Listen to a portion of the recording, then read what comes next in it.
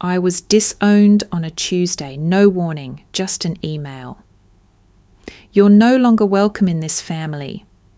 It felt like a slap from the people I spent my whole life pleasing. A week later, my grandfather died, and the will changed everything. I inherited $11 million and a house full of secrets. When my sister saw me at the reading, she screamed like she'd seen a ghost. That moment, it broke something in me, but it also unlocked something greater. I won't just survive. I'll uncover the truth, burn their lies, and rebuild on the ashes they tried to bury me under. They always said we were the perfect family. Every Christmas card showed us smiling in colour-coordinated sweaters, teeth too white, arms too close. Our backyard BBQs were the talk of the neighbourhood, Dad flipping burgers, Mum pouring wine, Lila live streaming the whole thing with her signature pout and blessed caption. I stood behind the grill, unnoticed, sweating through my third batch of corn, pretending this wasn't hell dressed as heaven. I was the older one, Samantha, the planner, the achiever, the one who colour-coded her future. I graduated magna cum laude, built a career in non-profit reform, paid half the mortgage during Dad's rough patch. But Lila was the one they adored. Instagram famous by 22, she'd never worked a real job, yet she had a sponsored skincare line and a book deal ghostwritten in under 2 months. She sparkled.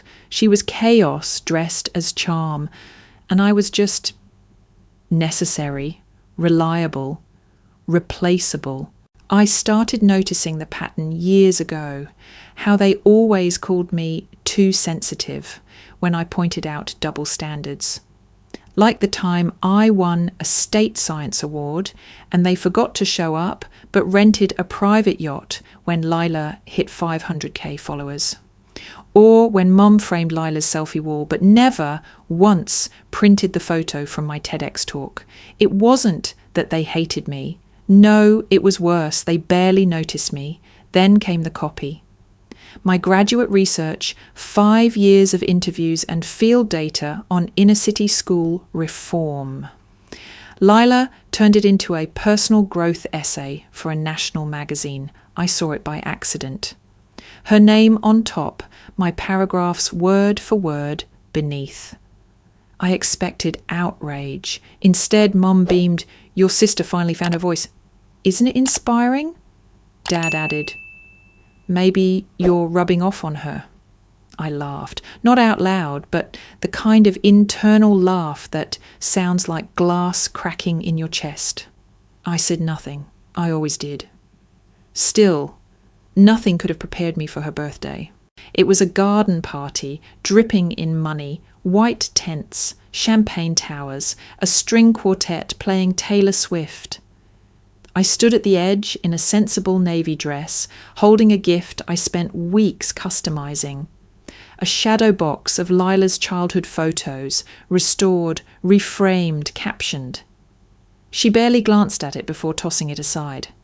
"Cute," she said, then squealed at a Gucci box from a brand rep she met twice.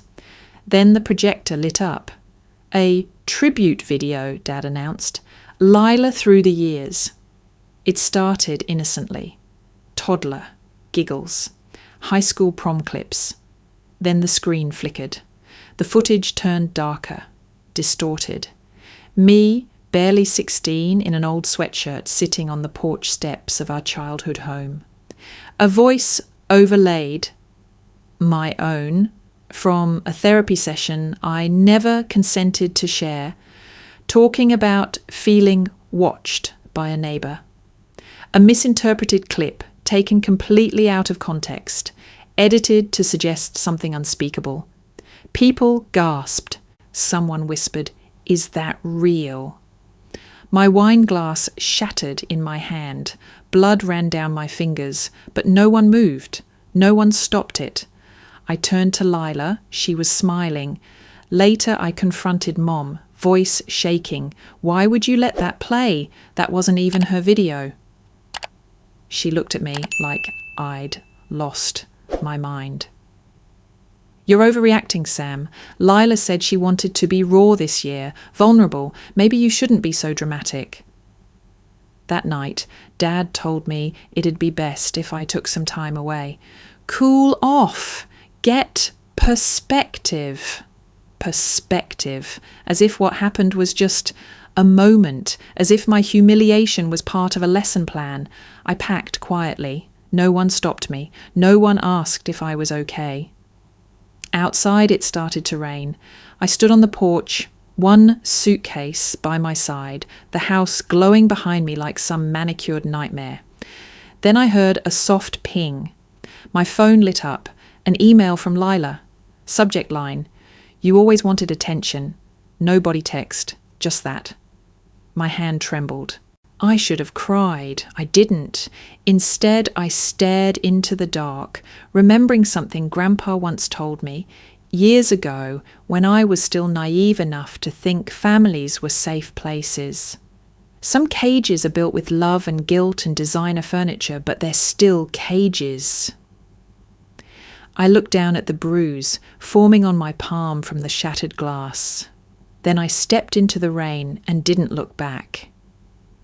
I thought the worst was over after I left.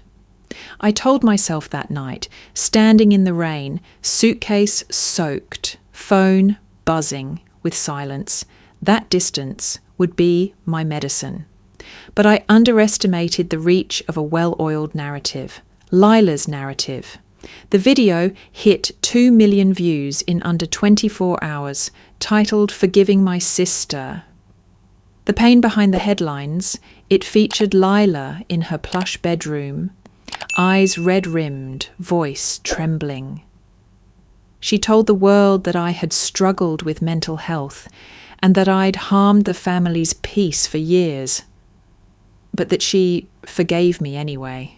"She's not evil," she whispered into the camera. "She's just broken." I watched it in a laundromat, surrounded by strangers. My clothes tumbled behind me, my future too. Within a week, I lost my job. My boss said the controversy was too much. My boyfriend, ex now, said his parents were worried about the media attention. "It's not personal," he told me. "I just can't do this."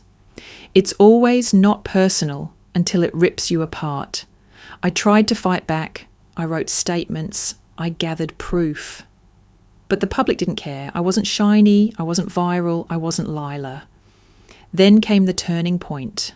I went to a storage unit I hadn't opened in years. Grandpa's things boxed up and forgotten. I was looking for anything to anchor me, to remind me of who I was before they rewrote me. In a dusty folder wedged inside a hollowed-out book, I found it, a letter.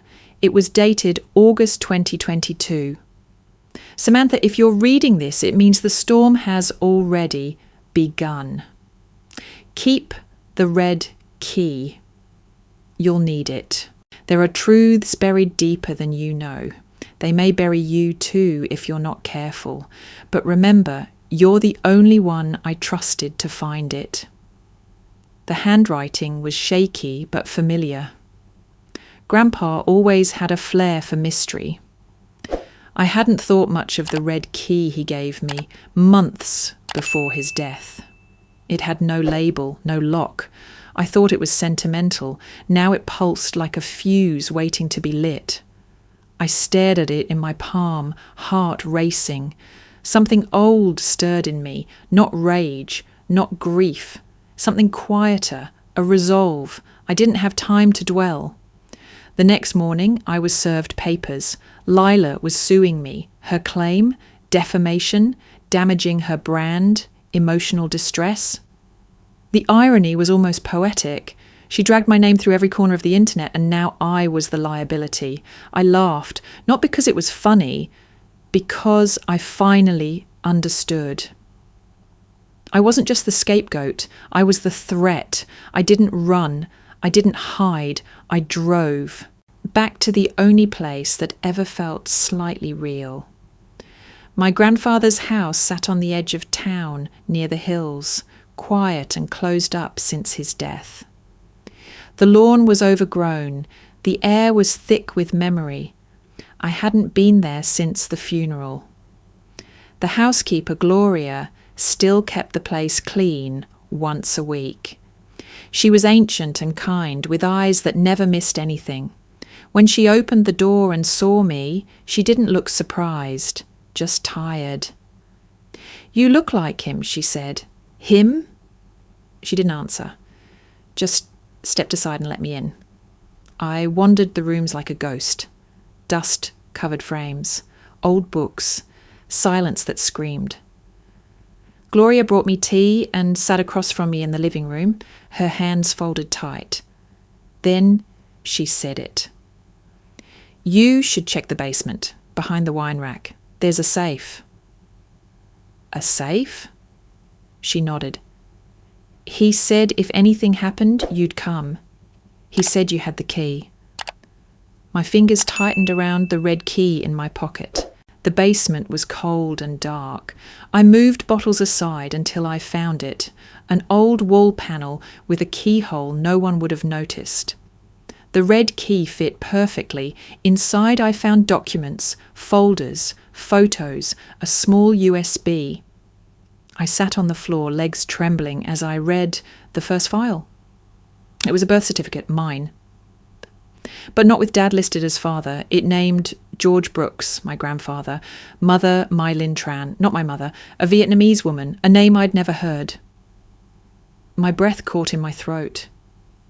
He wasn't just my grandfather. He was my father. And everything else. My place in the family, the coldness from Mum, the silence from Dad, the way Lila hated me from the moment I was born, suddenly snapped into place. I wasn't their daughter. I was their shame. My phone rang. Mum, I let it buzz, fingers numb, then a second ring. Dad, then Lila, finally a message from Dad, just one line. "You are no longer our daughter. Good luck." I stared at the words. They didn't hurt. Not anymore. They confirmed what I already knew. I had no family left. But maybe I had something better now, the truth. The call came at 4:12 a.m. I was awake. Insomnia had become my shadow, but I let it ring twice before answering. The voice on the other end was calm, too calm. "Miss Brooks? I'm afraid your grandfather passed away late last night." I didn't speak, I just listened. Words like cardiac arrest, peacefully, no suffering floated through the line. Then silence, then the click. I sat there, wrapped in a blanket that felt suddenly too heavy. I had just begun to process the first truth, that he was my father, and now, before I could even say goodbye, he was gone. 3 days later, the reading of the will. I expected a quiet affair. Instead, I walked into a room filled with reporters, lawyers, and the faint smell of cold coffee and rage. Lila sat with her arms crossed, chin high, wearing a black dress too glamorous for grief. My parents didn't even look at me. The lawyer, a man with tired eyes and a folder thicker than most novels, cleared his throat. I, George Brooks, being of sound mind. He read for 20 minutes, instructions, donations, legal clauses. Then he got to the part that changed everything. To Samantha Tran Brooks, I leave my estate, including the primary residence in Hillside, liquid assets totaling $11 million and controlling shares in Brooks Innovations, effective immediately. The room froze. I didn't react. I couldn't. I heard Lila inhale sharply. Dad shifted in his seat. Mum's lip curled like she'd tasted acid. Someone stood. Objection. The lawyer raised a brow. You can file contestation through proper channels. But the will is clear. Lila's voice cracked. She's not even his daughter, I said quietly. Funny, that's exactly what the documents in the basement say I am. They swarmed me as soon as I stepped outside. Microphones, cameras, questions sharp as knives. Did you manipulate your grandfather? Is this your revenge on your sister? Is it true you're not really a Brooks? They didn't care about truth, just spectacle. The next morning, the smear campaign began. Clips I didn't know existed, edited, warped, twisted, spread across social media. Me arguing with Lila, me crying at Grandpa's hospital bedside. Headlines screamed, estranged heiress exposed. The comments were worse. She's lying, always has been. She doesn't deserve a dime. Probably seduced the old man. I stopped reading and I stopped sleeping. At night, I'd lie in bed staring at the ceiling, wondering if I was cursed to be everyone's villain no matter what I did. Then I found it. A journal. Grandpa's. It was hidden beneath a floorboard in the study, wrapped in old newspaper. His handwriting danced across every page. Some entries were mundane. Notes on stock prices, gardening tips. Others were confessions. I loved her. My Lynn, but they made me choose. She was carrying my child and I let them erase her. They made me bury my own blood. I won't let them bury her too. The inheritance wasn't about money. It was an apology, a correction. I was his penance. And now he was gone. My phone buzzed again. A message from Lila. If you don't walk away, I'll finish what I started. Simple, direct, chilling. I didn't respond. Instead, I disappeared. I rented a room under a fake name. I turned off my phone. I stared at the ceiling for hours. Days blurred together. The weight of inheritance, of history, of being born to the wrong people crushed me. I thought about dying, not dramatically, not loudly, just ending, but I didn't. Instead, I walked into a clinic, a therapist's office. Clean, quiet. No judgment. Her name was Dr. Keller. She had kind eyes but didn't pretend to understand. I've been erased, I told her. She nodded. Then let's begin rebuilding. I wasn't her only patient. In the waiting room, I met someone, Melissa, early 40s, scar under one eye. We sat in silence until she said, "Your family famous?" I laughed. "Infamous?" She smiled. "Mine too." We talked, compared damage, compared scars. For the first time, I wasn't alone. I was still broken. But I wasn't the only one. A week later, something unexpected happened. A video appeared online, not from me, from a YouTuber, David Lanning, known for exposés, investigative reporting. His title was simple: The Lila Brooks Lie. I watched it in full. He traced email headers from Lila's account to fake Reddit threads attacking me. He showed timestamps proving she'd leaked the therapy audio. He had voice recordings, screenshots, timelines, and a closing line that felt like air rushing into collapsed lungs. The real story isn't about money. It's about a woman fighting to exist in a family that never wanted her. The world shifted again, for once, toward me. I didn't rise from the ashes all at once. There was no single moment where the pain vanished, where clarity fell from the sky like a gift. It came in pieces, through screenshots, statements, invoices, through rage so precise it felt like control. The day David Lanning's video dropped, my inbox overflowed.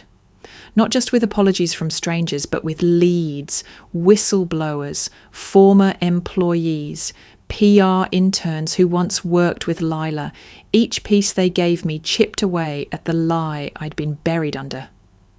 I started building a timeline. Email headers, wire transfers, analytics from Lila's channel. Most damning of all, a record of a $7,000 payment made to a video editor just days before the birthday party footage went live. The memo line read, "Sensitive montage." I sat cross-legged on the floor, surrounded by paper and screens, and finally let myself feel it. Not grief, not sadness, anger, pure, white-hot, rational fury, not just at Lila, at my parents, at Mum. Because in one of the emails forwarded to me by a former assistant, I found something else. A note from my mother to a crisis PR firm. Subject, managing Samantha fallout. The date, 2 days after the party. She had known, not just what Lila did, but how. She'd helped shape the response, advised on language. Don't deny outright, cast doubt subtly. Focus on Samantha's history of instability. Her words, not Lila's, hers. I dropped the papers and stared at the ceiling. My childhood flashed back like a corrupted reel. All those times she told me to smile more, to be less intense, to stop ruining the mood, all the gaslighting, the quiet erasure. She didn't protect me, she positioned me. It was never neglect, it was design. By the time Grandpa's memorial rolled around, I wasn't just grieving him. I was preparing to finish what he started. I announced it 3 days before. On the anniversary of George Brooks's passing, I'll be sharing the full story. Every word will be mine. No edits, no spin. The internet lit up. My name trended again, this time without a scandal attached. Curious voices emerged, former classmates, past co-workers, even strangers saying, I always felt something was off in that family. But I didn't just wait. I planned. First, I hired a team, a real one, a legal strategist who'd taken down political campaigns, a forensic IT analyst, a woman named Reva, an ex-journalist, who now specialized in narrative reclamation. Each one reviewed what I had, filled in what I didn't. Then I bought something, a PR firm, not just any, the one my father used to control the Brooks brand. Turns out they'd been struggling for years. Debt, layoffs, quiet desperation behind closed doors. One offer, clean buyout. And suddenly, the machine that once buried me now worked for me. My first directive, silence, no press, no teaser trailers. I wanted quiet. I wanted stillness. Because stillness terrifies narcissists.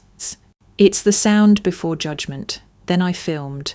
1 camera, 1 chair, 1 take.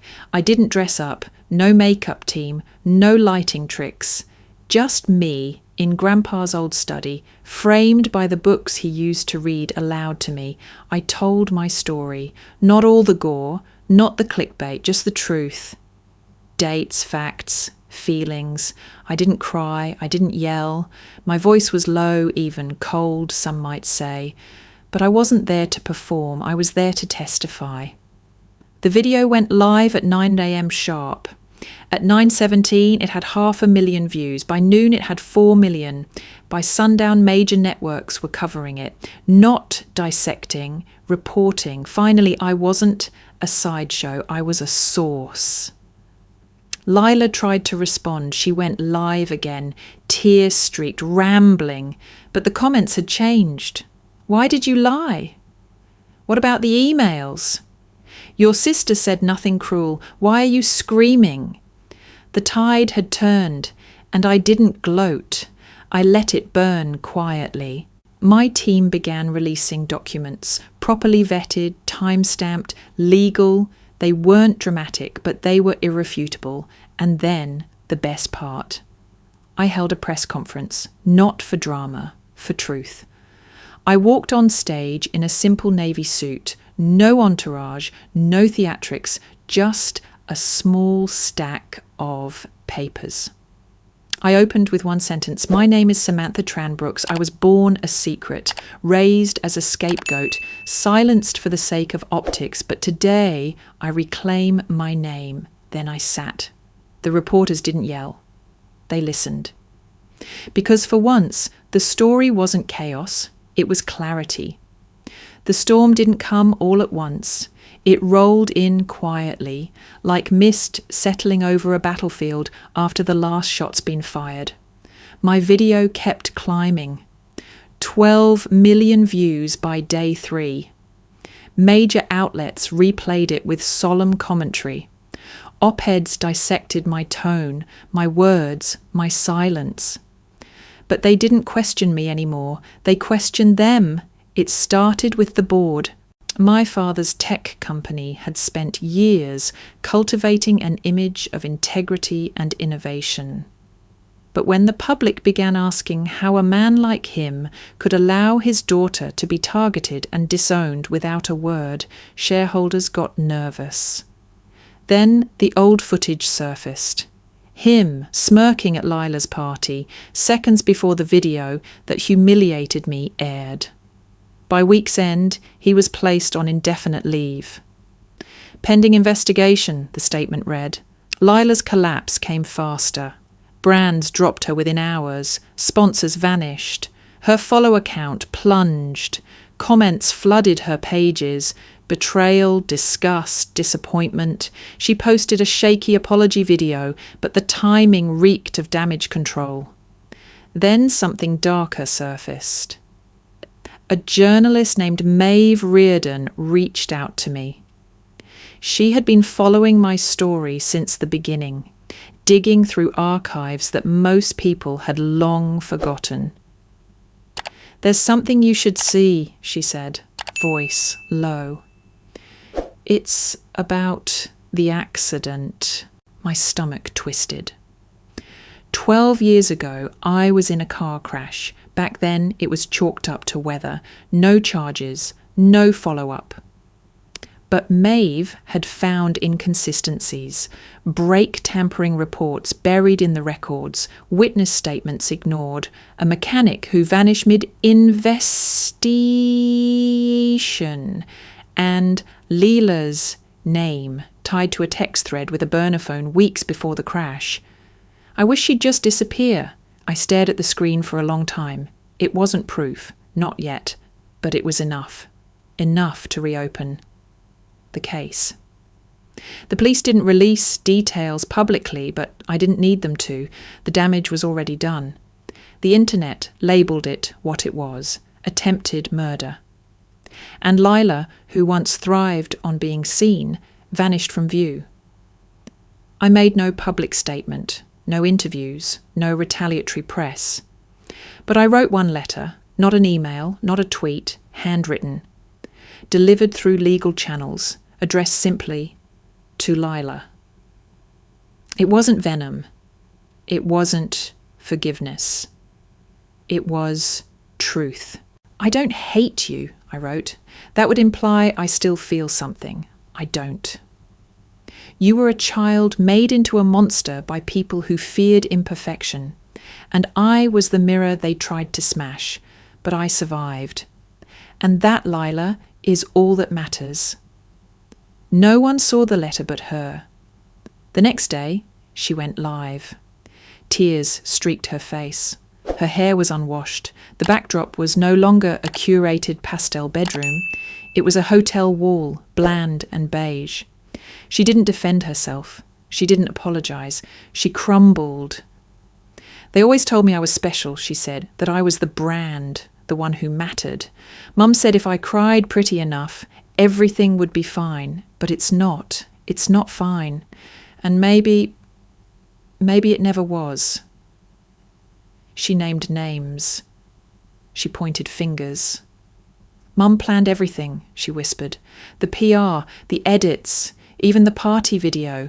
I didn't think it would go that far. I wanted her gone. The media went feral. Headlines blared, "Inside the fall of the Brooks family. Lila implodes Liv. The family that burned itself down." Some called it tragedy, others called it justice. I called it Tuesday. The court summons arrived the following week. My testimony was requested, not required, but strongly encouraged. I agreed. When I walked into that courthouse, it was spring, clean air, sharp sunlight. I wore white, not for them, for me. I was tired of darkness. Reporters gathered at the steps, microphones thrust forward. "Do you have a statement, Samantha?" I said nothing, just walked forward, past them, through the doors, into the room. Inside, Lila sat slumped at the defence table, eyes hollow.